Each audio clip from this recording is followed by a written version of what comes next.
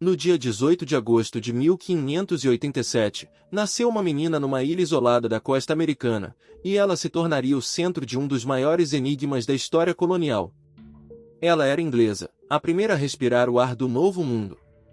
3 anos depois, quando um homem voltou para buscá-la, ela e mais de 100 colonos haviam desaparecido sem deixar corpo, sangue ou explicação.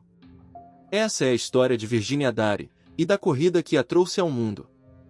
Nos próximos minutos, você vai descobrir quem registrou essa história, quais documentos sobreviveram 4 séculos e o que a arqueologia moderna encontrou enterrado no solo da Carolina do Norte. Vamos mostrar os mapas, os diários e os desenhos originais que provam que Virginia Dare existiu.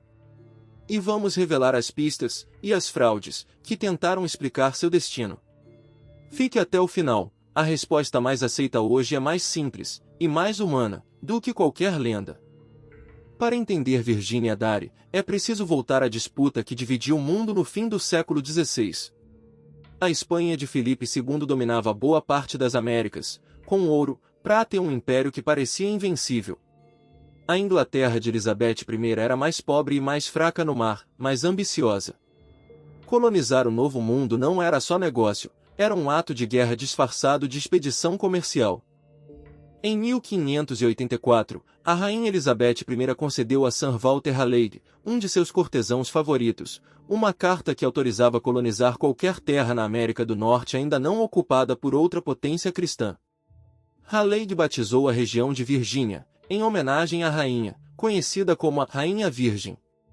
Ele nunca pisaria pessoalmente no Novo Mundo, mas financiaria as expedições que tentariam fincar ali a bandeira inglesa. A primeira tentativa, em 1585, foi uma colônia militar na ilha de Roanoke, hoje na Carolina do Norte. O grupo, formado majoritariamente por soldados, entrou em conflito com os povos indígenas locais e enfrentou fome.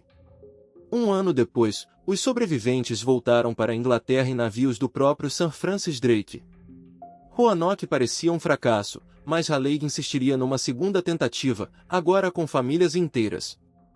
Em 1587, partiu uma nova expedição, desta vez, cerca de 115 homens, mulheres e crianças, sob o comando do artista e cartógrafo John White. Entre eles estavam sua filha Eleanor Dare e o marido dela, Ananias Dare.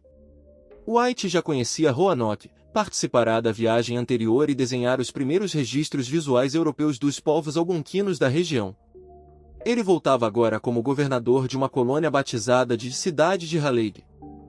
Poucas semanas após a chegada, em 18 de agosto de 1587, Eleanor Dare deu à luz uma menina. Ela recebeu o nome de Virgínia, em referência direta ao território, e à rainha que o inspirava.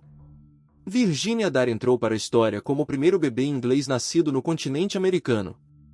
Seu batismo, registrado no diário do próprio avô, é um dos poucos eventos privados da colônia documentados por escrito. Poucos dias depois do nascimento da neta, John White foi convencido pelos colonos a voltar à Inglaterra em busca de suprimentos urgentes. Ele deixou para trás a filha, o genro e a neta recém-nascida, prometendo retornar o quanto antes.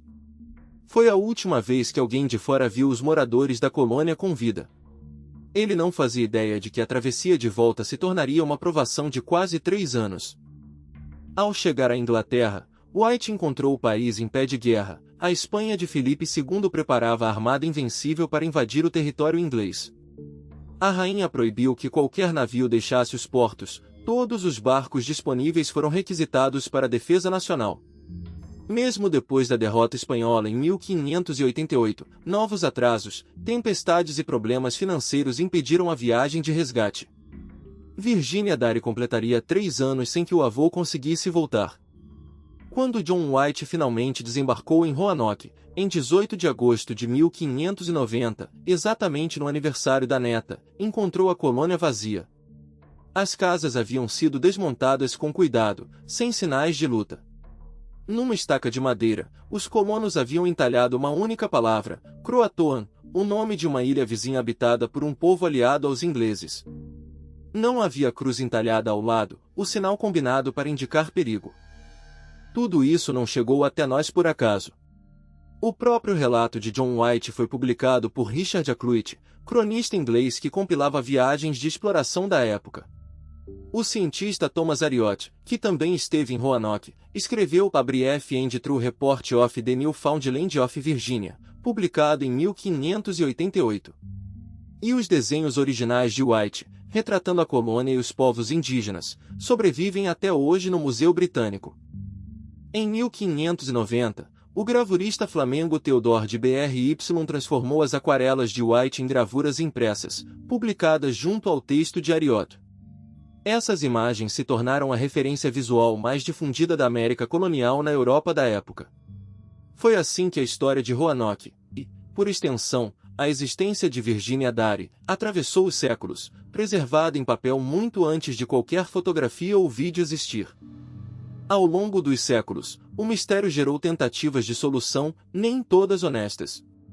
Em 1937, surgiu uma pedra gravada supostamente pela própria Eleanor Dare, contando a morte da filha. Ficou conhecida como a Pedra de Dare. Décadas de análise, porém, levaram a maioria dos historiadores a considerá-la uma fraude, uma entre dezenas de pedras falsas fabricadas para atrair atenção e dinheiro. A resposta mais consistente veio da arqueologia recente. Entre 2015 e 2018, uma equipe liderada pelo arqueólogo Mark Orton, da Universidade de Bristol, escavou o local da antiga aldeia Croatoan, na atual ilha de Hatteras. Eles encontraram objetos ingleses do século XVI, fragmentos de cerâmica e um anel de sinete, misturados a utensílios indígenas do cotidiano. O achado aponta para a convivência, não para uma tragédia isolada. A teoria mais aceita hoje é que os colonos de Roanoke, incluindo Virginia Dare, não morreram de fome nem foram massacrados.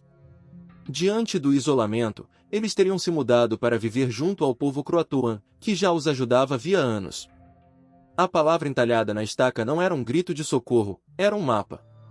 O primeiro bebê inglês da América não teria desaparecido, teria sido absorvido por outro povo, e sua história apagada dos registros ingleses. Virginia Dare nunca teve retrato pintado nem túmulo encontrado, mas seu nome atravessou 4 séculos em peças de teatro e no solo da Carolina do Norte, onde uma peça sobre a colônia perdida é encenada todo verão desde 1937. A lição por trás do arquivo é simples: história não é só o que sobrevive em pedra, é o que sobrevive em relato. Se esse mistério te prendeu, se inscreva no Arquivo Sombrio, toda semana abrimos um novo arquivo esquecido.